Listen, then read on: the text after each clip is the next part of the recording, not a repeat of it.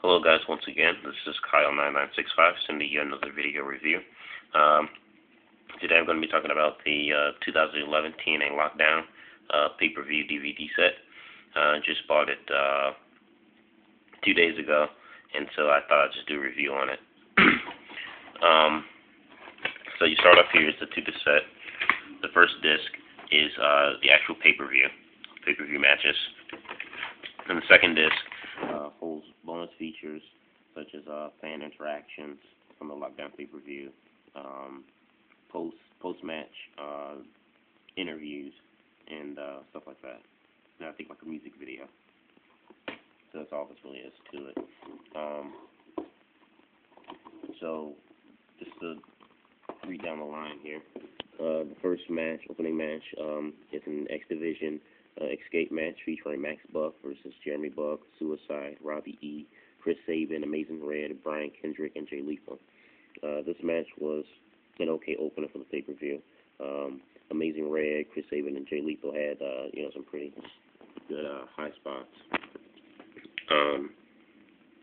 in this match. So yeah, I really didn't agree with when Max Buck won the match. It's kind of stupid in my opinion, but it was an okay opener. Next match after that, it's the Four Corners Tag match. You have Crimson and Scott Steiner versus Inc. versus the British Invasion versus Ariana and Orlando Jordan. Not a really good tag match at all. Inc. and British Invasion are probably some of the best tag teams in TNA next to Motor City Machine Guns and Beer Money. But they really didn't showcase anything great. The only thing I really liked out of this match was Eric Young. I'm an Eric Young fan. I find him very funny. So that's the only good thing that come out of that match for me was, seeing Eric Young be, stupid. Then the match after that, you have Madison Rayne versus Mickie James. This match was, well, there's much I can say about the match. I mean, it only lasted like two minutes, really. But that's fine. It really didn't matter because Mickie James actually had suffered a separated shoulder injury. So when I actually saw the pay-per-view when it aired back in April, I understood why they had it that short, because Mickie James actually had a shoulder injury. The match after that is the Pope versus Samoa Joe. This was a really good match. Considering since Hogan and Bischoff came into TNA, Joe has really been taking a back burner, to the back seat. And, this is a good match. It's, one of the few matches, if not only matches I can really think of, since Hogan and Bischoff came into TNA, where Joe just dominates. And, he's just being himself. And we have Samoa Joe coming out that match and winning that. Then the match after that is Matt Morgan versus Hernandez. This was an okay match. It wasn't bad, but I'm just not a Matt Morgan fan.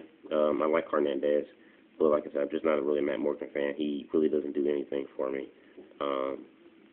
So I guess because of that, because I'm not really a big Matt Morgan fan, I really couldn't get into the match that much, but it was an okay match. It was decent.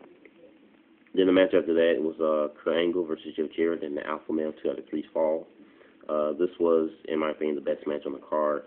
Kurt Angle, best wrestler in the world today, still even at his age, and Jeff Jarrett, who, like I said, I've never been a fan of Jeff Jarrett, from his days in WWE, WCW, even TNA. But these guys put on a great match. They told a story. It was back and forth, but that's what I'd expect, from two wrestlers who come from, the golden age of wrestling. So yeah, that was a really good match. Then you have Sting defending the TNA World Heavyweight Championship against Rob Van Dam and Mr. Anderson. This match was about 8 minutes long. It wasn't bad. It wasn't terrible. It was a pretty decent, world title match. Like I said, it's pretty quick, unexpectedly. When I first saw it, it was kind of unexpected. But it was a really good match.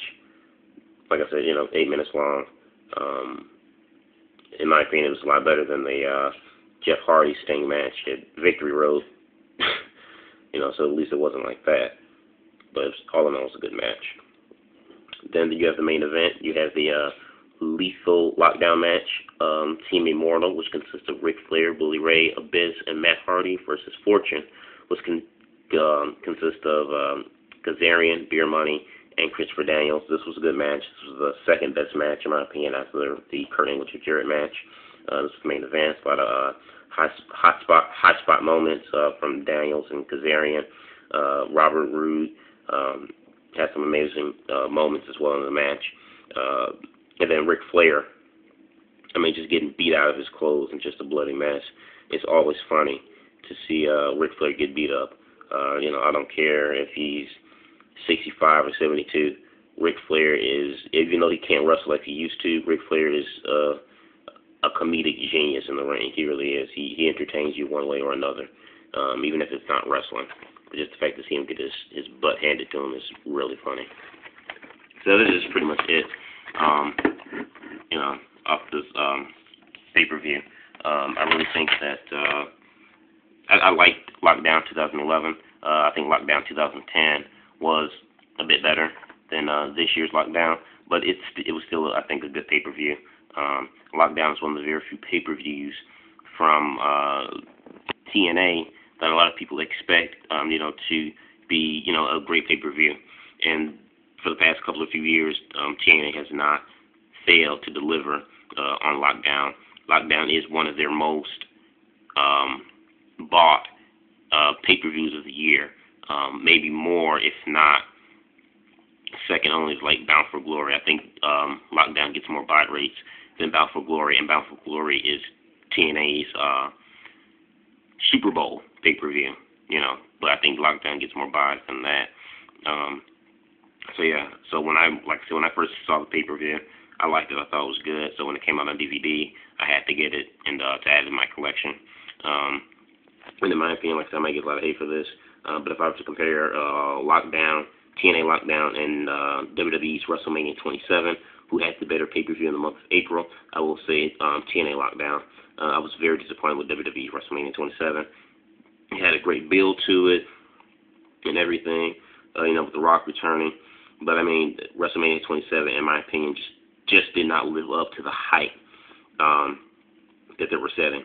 It really didn't. The best match on that card was the Undertaker Triple H match. That's the only good thing that ever came out of WrestleMania 27.